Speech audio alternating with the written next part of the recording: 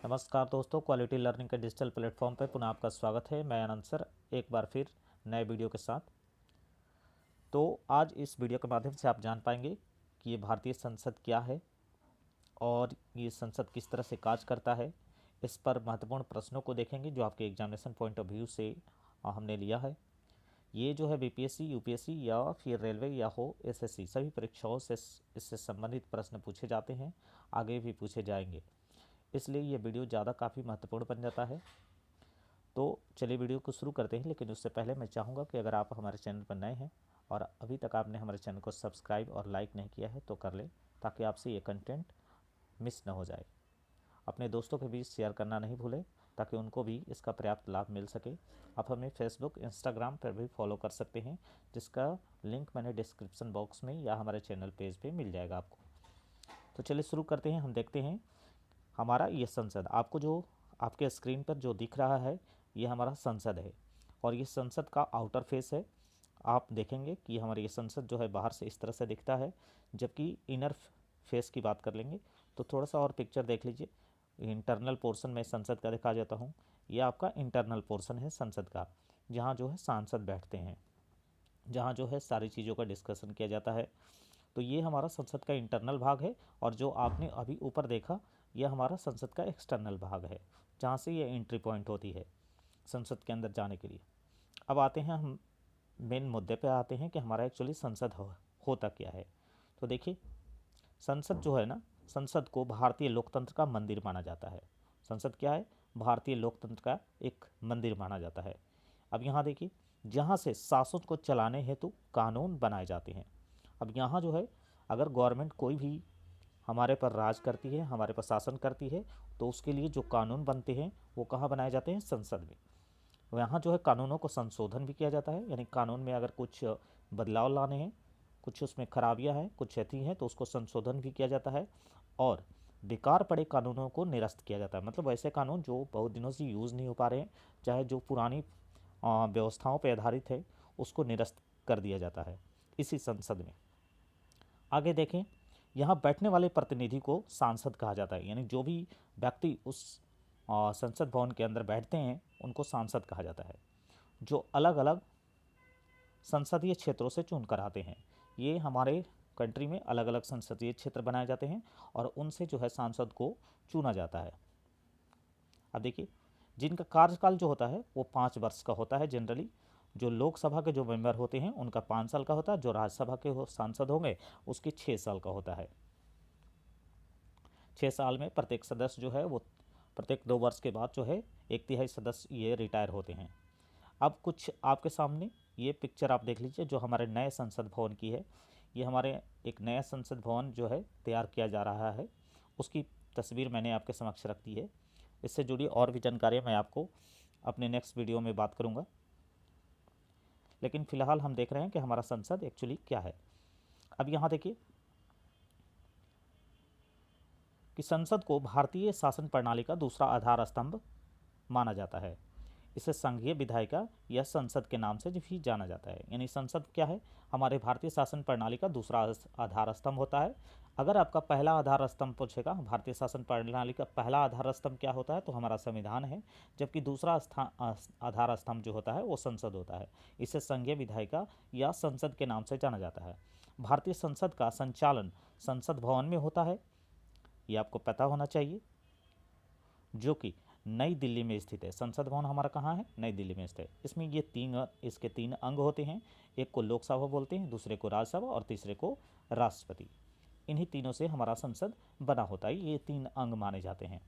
अब देखिए, इन्हीं तीनों को संयुक्त नाम से ही संयुक्त नाम को ही संसद नाम दिया गया है। अब यहाँ देखिए, यानी लोकसभा, राज्यसभा और राष्ट्रपति को मिलाकर के हैं संसद कहा जाता है।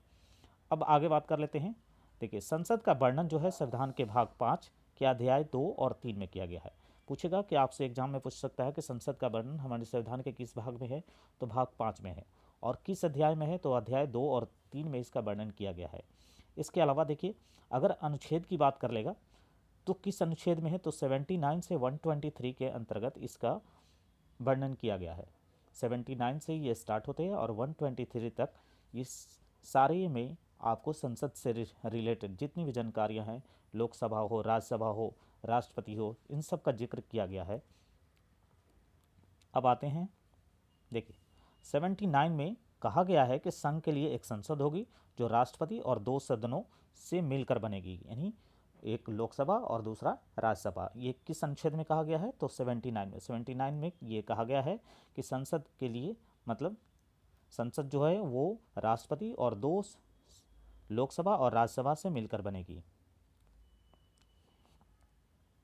अब देखिए, अब मिलकर बनेंगे जिनका नाम राज्यसभा और लोकसभा होंगे।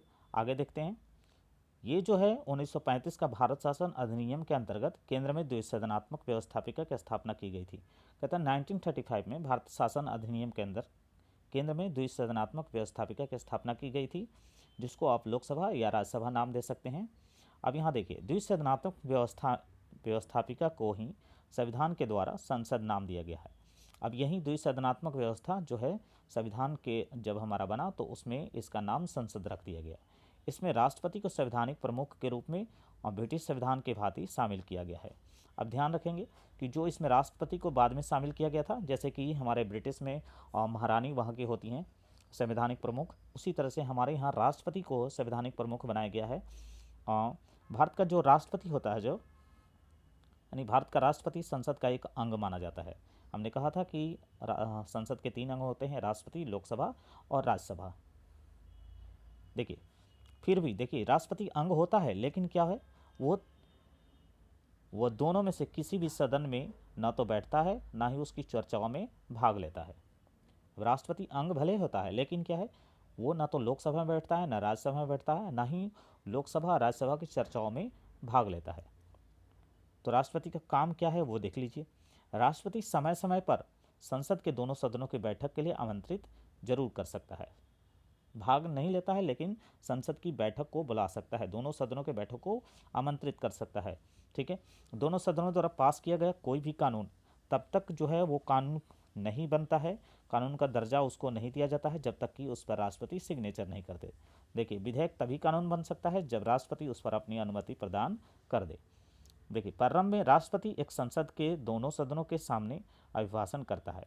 अब देखिए, संसद के दोनों सदनों को वो संबोधित करने का काम करता है राष्ट्रपति। शुरुआत में वह सदनों की बैठक बुलाने के कारण की संसद की सूचना देता है। अब जो सदन की बैठक बुलाना है उसकी सूचना भी ये राष्ट्रपति देते हैं। इसके अलावा वो संसद के किसी भी सदन,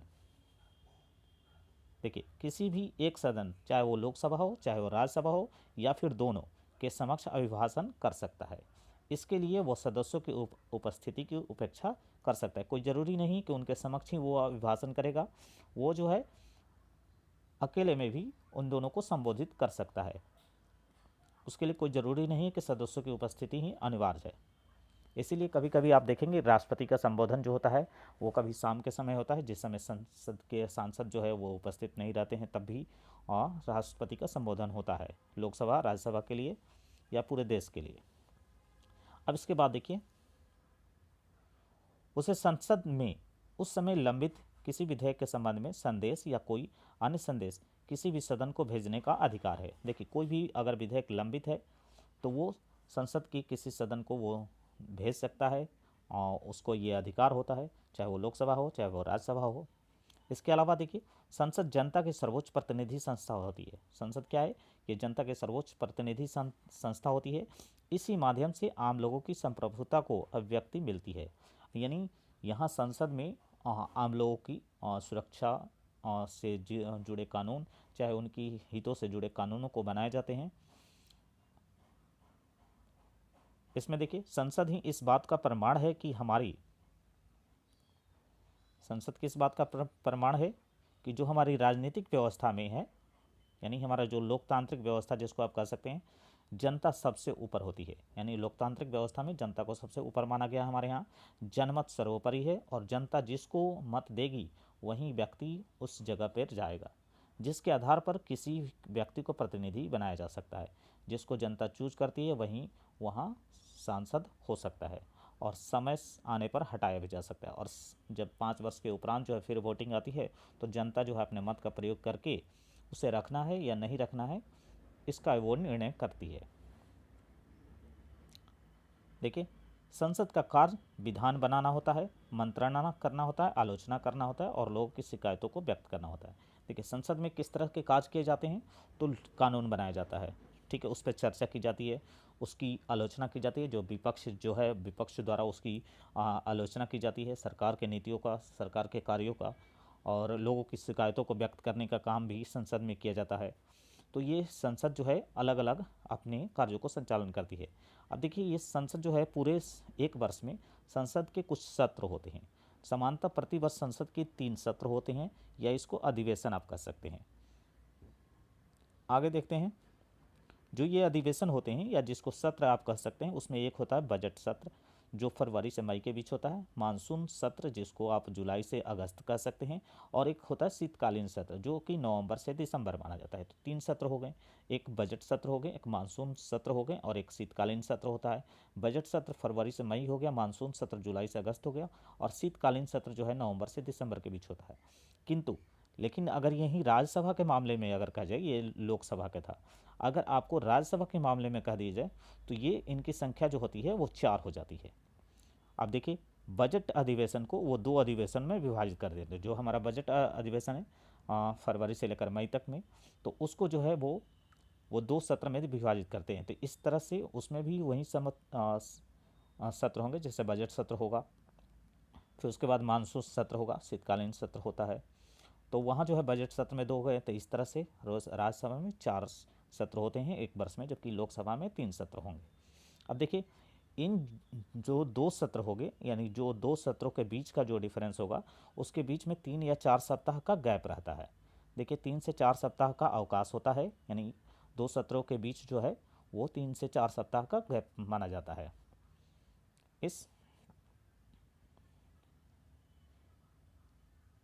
इस प्रकार मैंने आपको बताया कि इस प्रकार राज्यसभा के एक वर्ष में 4 अधिवेशन होते हैं, ठीक है। बजट सत्र में 2 अधिवेशन हो जाएंगे, और बाकी पर मानसून सत्र और आपका शीतकालीन सत्र वो तो रहेगा ही। तो इस तरह से 4 हो गए। तो संसद भवन का जो निर्माण है, देखिए, अब संसद भवन के निर्माण की बात कर लेते हैं। तो 1921 में बना के शुरू हुआ था, और ये 1927 तक किया गया था इसका निर्माण। और ये दिल्ली में है, हमारा नई दिल्ली में स्थित है। संसद भवन नई दिल्ली में स्थित है, बहुत शानदार भवनों में से एक इसको माना जाता है। ये विश्व के किसी भी देश के विद्यमान जो भी वास्तुकला है उसमें ये उत्कृष्ट एक नमूना है। तो इस तरह से आपने देखा कि संसद हमारा क्या है। अब संसद से जुड़ी महत्वपूर्ण प्रश्नों को हम अपने नेक्स्ट वीडियो में बात करेंगे, और उस पर हम महत्वपूर्ण प्रश्नों को देखेंगे।